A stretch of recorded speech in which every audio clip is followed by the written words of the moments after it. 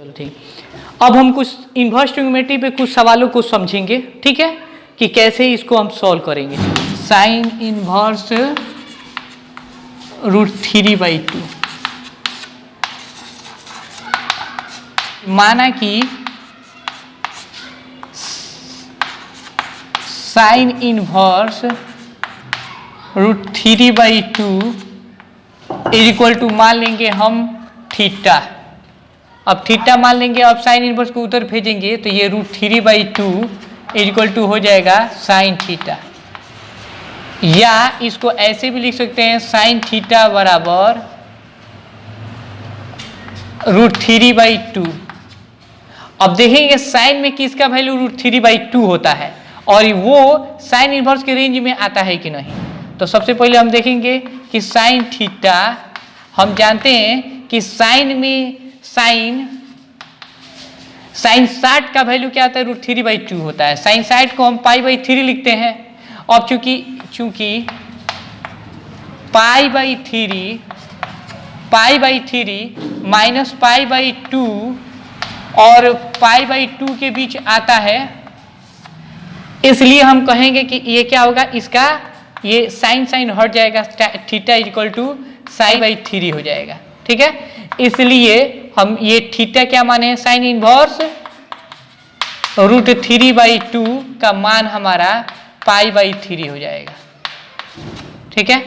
यही हमारा क्या होगा आंसर, ठीक है।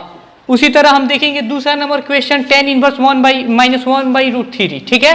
तो सबसे पहले हम इसको मानेंगे, हम माना कि tan inverse -1/√3 is equal to theta. तो tan इनवर्स उधर जाएगा तो ये हो जाएगा tan theta. tan theta is equal to ये होगा -1/√3। अब यह हम देखेंगे tan में किसका वैल्यू 1/√3 होता है। तो हम जानते हैं चूंकि कि tan में हम जानते हैं tan में ये tan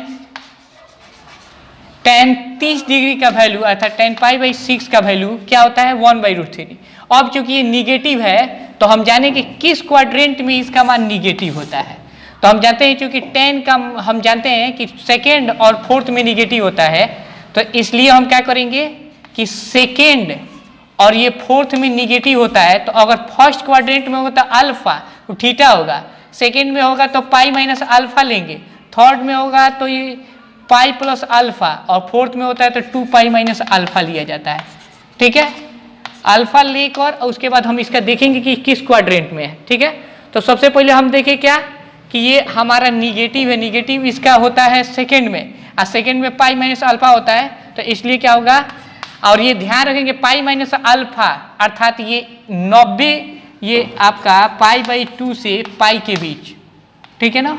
तो π/2 से पाई के बीच यहाँ 2π/3 हो जाएगा और ये हो जाएगा 360 डिग्री अर्थात 2π, ठीक है। तो चूंकि हम जानते हैं कि ये एंगल जो ये निगेटिव है तो निगेटिव इसमें होता है, तो अब क्या करेंगे tan theta is equal to tan theta is equal to हम करेंगे π-α मतलब π/6, ठीक है। या चूंकि हम जानते हैं कि इसके रेंज में है ये π-π/6, तो अर्थात tan theta is equal to tan π/6। ये 6 एकम 6 में से घटाएंगे तो 5/6 आ जाएगा। चूंकि 5/6 क्योंकि 5/6 इसके रेंज में आता है अर्थात -π/2 से 2 के बीच आता है, π/2 के बीच ये π/6 आता है, इसलिए हम क्या करेंगे tan हट जाएगा, इसलिए हमारा थीटा का वैल्यू हमारा हो जाएगा क्या 5π/6। जो माने हैं हम tan इनवर्स इतना, अब उसको हम थीटा माने थीटा हम लिख देंगे यहाँ पे, ठीक है। tan इनवर्स -1/√3 अब इज इक्वल टू इसका मान 5π/6 हो जाएगा। तो यही हमारा क्या होगा आंसर होगा। मान लेंगे माना कि cot inverse -√3 is equal to theta, या हम cot इनवर्स को उधर भेजेंगे तो ये हो जाएगा cot थीटा। तो cot theta is equal to होगा -√3, ठीक है। या cot theta is equal to देखेंगे cot में किसका वैल्यू √3 होता है, तो cot में हम जानते हैं कि cot पाई बाई 6 अर्थात कॉट 30 डिग्री का मान √3 होता है। ठीक है, तो इसलिए हम क्या करेंगे, ये कॉट पाई बाई 6 का मान √3 होता है। अब चूंकि ये निगेटिव है तो हम देखेंगे कॉट निगेटिव किस में होता है, तो निगेटिव होता है। तो कॉट हम जानते हैं निगेटिव किस में होता है, सेकेंड में होता है, नहीं तो फोर्थ में निगेटिव होता है। ठीक है, तो चूंकि कॉट का रेंज कॉट का रेंज 0 से पाई के बीच होता है, कॉट का रेंज 0 से पाई के बीच होता है, इसलिए 0 से पाई के बीच हमारा यही एंगल आएगा। इसलिए हम क्या करेंगे, हम इसको उसको उसमें तो cot theta is equal to हमारा क्या होगा, कॉट, अब चूंकि हम जानते हैं इसमें पाई माइनस अल्फा होता है इसका एंगल निकालने के लिए, तो पाई माइनस पाई बाई 6 ले लेंगे। तो या cot theta is equal to, अब इसको घटाएंगे 6 एकम 6, 6 में से 1 घटेगा 5 हो जाएगा, अच्छा कॉट हो जाएगा 5 पाई बाई 6। अब हम जानते हैं कि चूंकि यहाँ पे जो पाई बाई 6 है वो हमारा 0 और पाई के बीच आता है एंगल, इसलिए हम लिख देंगे कि थीटा इज इक्वल टू हमारा मान क्या होगा 5 पाई बाई 6, या थीटा को हम क्या माने हैं कॉट इनवर्स √3, तो कॉट इनवर्स माइनस √3 का वैल्यू हमारा क्या होगा 5 पाई बाई 6, यही आंसर होगा। इसी प्रकार निकालेंगे। अब हम चौथा नंबर क्वेश्चन है, cos inverse is equal to -1/2 है, तो अब उसी तरह इसको मान लेंगे कि माना कि cos inverse -1/2 is equal to theta, तो कॉस को उधर भेजेंगे तो ये हो जाएगा कॉस थीटा, तो cos theta is equal to हो जाएगा -1/2। अब यहाँ देखें कॉस में किसका मान 1/2 होता है, तो चूंकि हम जानते हैं कॉस में चूंकि हम जानते हैं कि कॉस 60 डिग्री का मान 1/2 होता है, कॉस 60 डिग्री का मान 1/2 होता है, तो इसलिए हम लिखेंगे कॉस पाई बाई 3। ठीक है, कॉस पाई बाई 3 अर्थात 60 डिग्री, कॉस 60 डिग्री का मान 1/2 होता है। अब देखें कि ये निगेटिव, अब चूंकि कॉस निगेटिव किस क्वाड्रेंट में होता है, तो हम जानते हैं कॉस निगेटिव नहीं तो हमारा सेकेंड में होगा और नहीं तो हमारा थर्ड में होगा। ठीक है, तो सेकेंड और थर्ड में होता है, तो चूंकि कॉस का रेंज हम जानते हैं 0 से पाई के बीच होता है, तो 0 से पाई के बीच होता है, इसलिए ये वाला हम एंगल लेंगे, पाई में से अल्फा घटा देंगे, अल्फा हमारा पाई बाई 3 है यहाँ पे। ठीक है, तो घटा देंगे, cos theta is equal to cos pi minus pi by 3, या cos theta is equal to, अब इसमें से घटाएंगे तो 3 एकम 3 में से गया 2 अर्थात कॉस 2 पाई बाई 3 होगा। इसलिए अब यहाँ पे दिखा देंगे चूंकि ये 2 पाई बाई 3, चूंकि 2 पाई बाई 3 0 और पाई के बीच आता है। ठीक है, इसलिए क्या होगा हमारा थीटा का मान ये हो जाएगा हमारा 2 पाई बाई 3, या थीटा जो हम माने रहेंगे अब वो लिख देंगे, इसलिए हमारा कॉस इनवर्स -1/2 का मान 2 पाई बाई 3 होगा, यही हमारा आंसर होगा। अब हम देखेंगे 5 नंबर क्वेश्चन, कोसेक इनवर्स 2 दिया है, तो वैसे क्या करेंगे सबसे पहले इसको मान लेंगे कि माना कि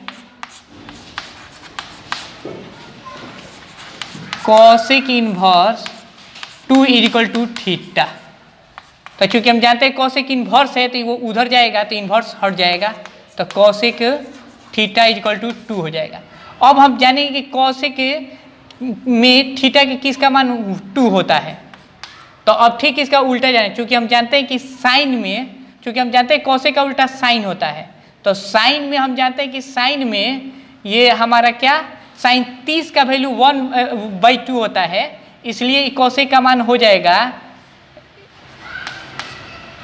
cosec theta is equal to cosec 30, cosec 30 को हम 30 डिग्री को हम पाई बाई 6 लिखते हैं।